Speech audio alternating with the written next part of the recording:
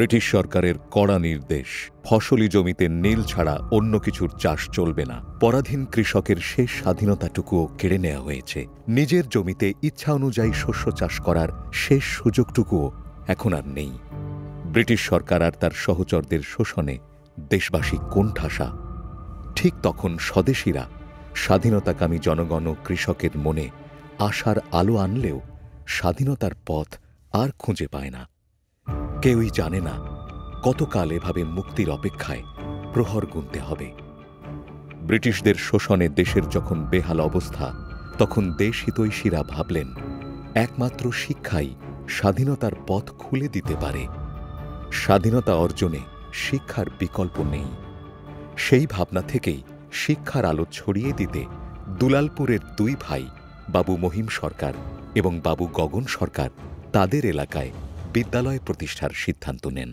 দুলালপুরের দুই ভাই যখন বিদ্যালয় প্রতিষ্ঠার চিন্তায় মগ্ন, ঠিক তখন পার্শ্ববর্তী উজানচর গ্রামের জমিদার কংসনারায়ণ বাবুর পরিবার ও কৃষ্ণনগর গ্রামের জমিদার যামিনী মোহন শ্যামবাবুর পরিবারে চলছে দ্বৈরথ। KN উচ্চ বিদ্যালয়ের প্রতিষ্ঠাতা হওয়ায় কংসনারায়ণ বাবুর পরিবারের সদস্যগণ বাড়তি সুযোগ গ্রহণ করলেও যামিনী মোহন শ্যামবাবুর পরিবার এসব সুবিধা থেকে বঞ্চিত হতেন বলে তিনি প্রতিবাদ করায় কংসনারায়ণ বাবু তাকে এমন একটা বিদ্যালয় প্রতিষ্ঠা করে তবেই সুযোগ গ্রহণ করতে বলেন। যামিনী মোহন শ্যামবাবুর গায়েও জমিদারি রক্ত। এমন কথা শুনে তিনি তৎক্ষণাৎ সিদ্ধান্ত নেন কৃষ্ণনগরেই বিদ্যালয় প্রতিষ্ঠা করবেন। কিন্তু কংসনারায়ণ বাবুর তদবিরে বাদ সাধল কলিকাতা বিশ্ববিদ্যালয়। দুই বিদ্যালয়ের মাঝে অল্প দূরত্বের কারণ দেখিয়ে যামিনী মোহন বাবুর আবেদন খারিজ করা হল। জমিদারি রক্ত অত সহজে কি আর হাল ছাড়ে? নিজ বজ্রায় করে 10 গাঁ ঘুরে তিনি বিদ্যালয়ের জন্য আদর্শ জায়গা খুঁজতে লাগলেন। ঘুরে ঘুরে জমিদার যামিনী মোহন শ্যামবাবু যখন ক্লান্ত হয়ে উঠলেন, ঠিক তখন বাবু মহিম সরকার ও বাবু গগন সরকার ত্রাতা হয়ে হাজির হলেন। বিদ্যালয় প্রতিষ্ঠার আলোচনায় তারা নিজেদের জায়গায় বিদ্যালয় প্রতিষ্ঠার প্রস্তাব দিলেন তাকে। যামিনী মোহন শ্যামবাবুরও জায়গা পছন্দ হওয়ায় বাবু মহিম সরকার ও বাবু গগন সরকার আর বিলম্ব না করে 1 বিঘা জমি বিদ্যালয় প্রতিষ্ঠার জন্য দান করে দিলেন। তখন তাদের সাথে গুরুত্বপূর্ণ ভূমিকায় নিজেদের হাজির করেন জনাব কফিল উদ্দিন সওদাগর, জনাব নায়েব আলী সওদাগর এবং জনাব আবুল কাশেম সওদাগর।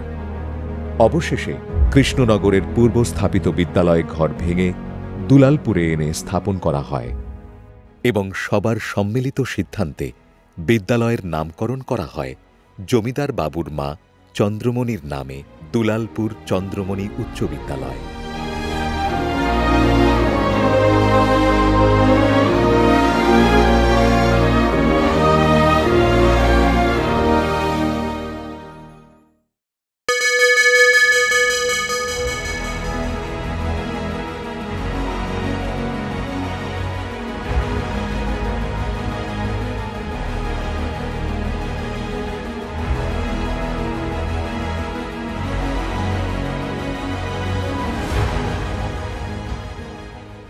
দুলালপুর চন্দ্রমণি উচ্চ বিদ্যালয়ের প্রতিষ্ঠা লগ্ন হতে প্রথম প্রধান শিক্ষক জনাব অবনী মোহন দত্ত, প্রথম ব্যবস্থাপনা কমিটির সেক্রেটারি জনাব আলহাজ কফিল উদ্দিন সওদাগর, প্রথম ভর্তিকৃত ছাত্র ধীরেন্দ্রলাল রায় 1935 খ্রিস্টাব্দ, প্রথম ভর্তিকৃত ছাত্রী তরণীকান্ত দেবনাথ, প্রথম বিভাগপ্রাপ্ত ছাত্র মোহাম্মদ আমিরুল ইসলাম 1937 খ্রিস্টাব্দ, প্রথম বৎসর 1937 সালে মোট ম্যাট্রিকুলেশন পরীক্ষার্থী 8 জন, প্রথম বৎসর ম্যাট্রিকুলেশন পরীক্ষায় পাশকৃত ছাত্রের সংখ্যা 5 জন। প্রথম বিদ্যালয় প্রতিষ্ঠিত হয় 11/1/1935 খ্রিস্টাব্দ। কলিকাতা বিশ্ববিদ্যালয় কর্তৃক প্রথম স্বীকৃতি 1/1/1936 খ্রিস্টাব্দ। বিজ্ঞান বিভাগ থেকে পরীক্ষা দেওয়ার প্রথম অনুমতি 19/3/1964 খ্রিস্টাব্দ। প্রথম পূর্ণাঙ্গ বিজ্ঞান বিভাগ চালুর অনুমতি 1/1/1967 খ্রিস্টাব্দ। প্রথম JSC পরীক্ষা কেন্দ্র 2010 খ্রিস্টাব্দ। প্রথম SSC পরীক্ষা কেন্দ্র 2012 খ্রিস্টাব্দ। প্রথম প্রতিটি শ্রেণীর 2টি করে শাখা অনুমোদন 7-10-2010 খ্রিস্টাব্দ।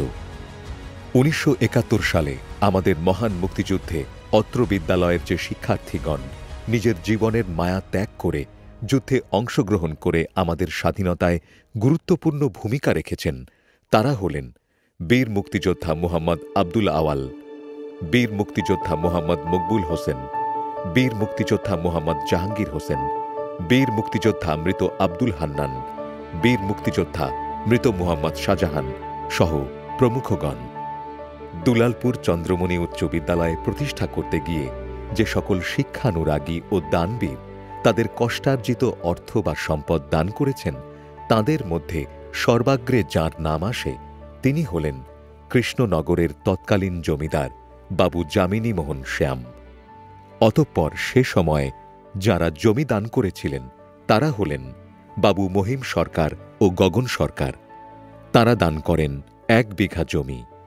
আরও যারা মেধা, শ্রম ও অর্থ দান করে বিদ্যালয়টিকে আজকের পর্যায়ে নিয়ে এসেছেন, তাদের মধ্যে অন্যতম জনাব কফিল উদ্দিন সওদাগর, জনাব নায়েব আলী সওদাগর ও জনাব আবুল কাশেম সওদাগর, বিশিষ্ট শিক্ষানুরাগী জনাব তাজুল ইসলাম এবং জনাব আফসার উদ্দিন সরকার সহ প্রমুখ। এরপরই বিদ্যালয়ের দানের ক্ষেত্রে শুরু হয় আরেক নবযুগের। শিক্ষা ও অবকাঠামো পুনর্নির্মাণে এবং শিক্ষার মানোন্নয়নে এগিয়ে আসেন অত্র বিদ্যালয়ের সাবেক তুখোড় মেধাবী ছাত্র, বর্তমানে দেশের প্রথম সারির শিল্পপতি জনাব জহিরুল হক। তিনি তার নিজ খরচে বিদ্যালয়ের প্রশাসনিক ভবন নির্মাণ করেন। অতঃপর নির্মাণ করেন মূল ফটক, যা জন রন গেট নামে পরিচিত।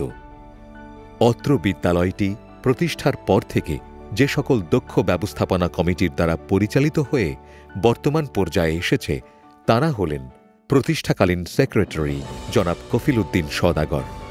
তিনি 1935 থেকে 1979 সাল অবধি ব্যবস্থাপনা কমিটির সেক্রেটারি এবং 1979 থেকে 1986 সালে মৃত্যুর পূর্ব পর্যন্ত কমিটির সভাপতির দায়িত্ব পালন করেন।